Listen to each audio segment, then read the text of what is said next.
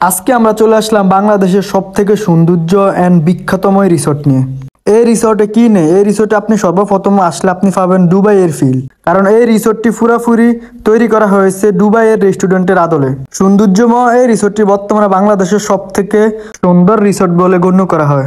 কারণ এই রিসোর্টে আসলে আপনি সবকিছুই পাবেন। এই রিসোর্টে আসলে আপনি পাবেন শহরের ফিল পাবেন, গ্রামের ফিল পাবেন, তারপর আপনি দুবাইয়ের ফিল পাবেন। এই রেস্টুরেন্টটি বর্তমানে বলা হয় দুবাইয়ের রেস্টুরেন্ট, কারণ দুবাইয়ের রেস্টুরেন্টের মতো তৈরি করা হয়েছে।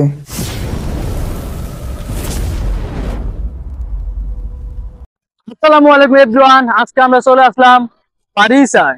এক ফারিসা ছাইরা গেছে, তাই চলে আসলাম আরেক ফারিসার কাছে। সো গাইস, আজকে আমরা চলে আসলাম ফারিসাতে এন্ড আজকে আপনাদেরকে ফারিসার নাইট ভিউ এন্ড দিনের ভিউ আজকে আপনাদেরকে ড্রোন শট এন্ড ক্যামেরায় আপনাদেরকে দেখাবার চেষ্টা করব। তো চলে আসলাম ফারিস এন্ড ফারিসে এসে দেখলাম ডাব গাছ।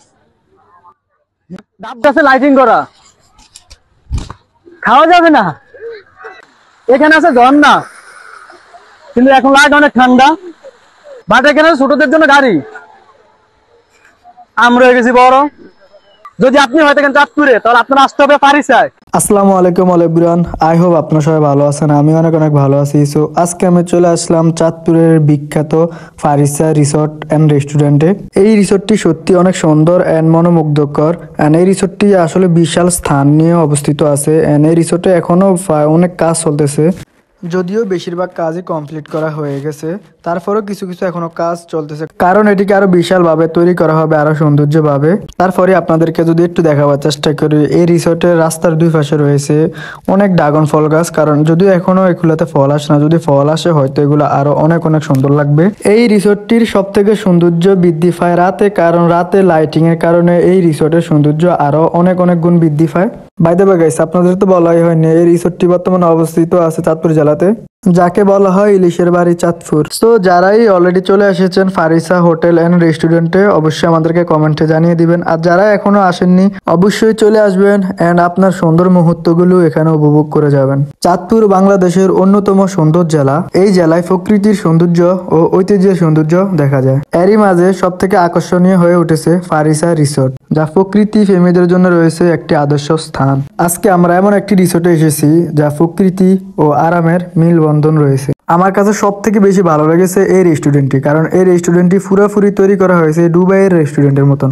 তার জন্য এটিকে বলা হয় দুবাইয়ের রেস্টুরেন্ট।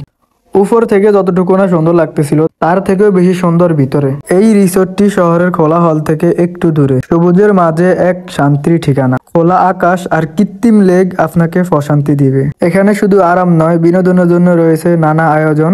নৌকায় কৃত্রিম লেক ভ্রমণের দৃশ্য, বাচ্চাদের খেলাধুলার সরঞ্জাম, প্রাকৃতিক পরিবেশে বসার স্থান। অবশ্যই সবাই আসবেন আমাদের চাঁদপুরের সব থেকে সুন্দর ও বিখ্যাত রিসোর্টে।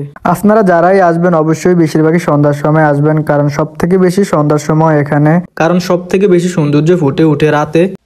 এন্ড পর্যটকেও সব থেকে বেশি ভরপুর থাকে রাতে।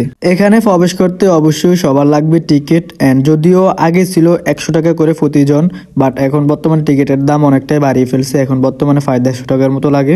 যারাই আমাদের চাঁদপুরের ভিতরের এই সুন্দর ভিডিওটি দেখতেছেন, অবশ্যই আপনারা শেয়ার করে দিবেন, যাতে চাঁদপুরের বাইরের মানুষগুলো এসে আমাদের এই সুন্দর চাঁদপুরের পর্যটক কেন্দ্রগুলো ঘুরে যেতে পারে। বাই দ্য ওয়ে গাইস, চাঁদপুরের ভিতর থেকে যদি কেউ এখানে যেতে চান, তাহলে অবশ্যই আপনাকে চলে যেতে হবে মৌমায়া, এন্ড মৌমায়া থেকে আপনাকে চলে যেতে হবে কুরমারডুগি। তারপরেই আপনারা যেতে পারবেন এই সুন্দর রিসোর্টে। প্রিয় ভিউয়ার্স, আপনাদের কাছে এই ভিডিওটা কেমন লেগেছে অবশ্যই আমাদেরকে কমেন্টে জানিয়ে দিবেন। আর যারা এখানে গিয়েছেন অবশ্যই আমাদেরকে কমেন্টে জানিয়ে দিবেন। এন্ড আমাদের ছোট্ট পেজটি ফলো করে দিয়ে আমাদের পাশে থাকুন। আপনাদের সকলকে অসংখ্য ধন্যবাদ আমাদের পাশে থাকার জন্য এন্ড ভিডিওটি উপভোগ করার জন্য। Bye bye everyone.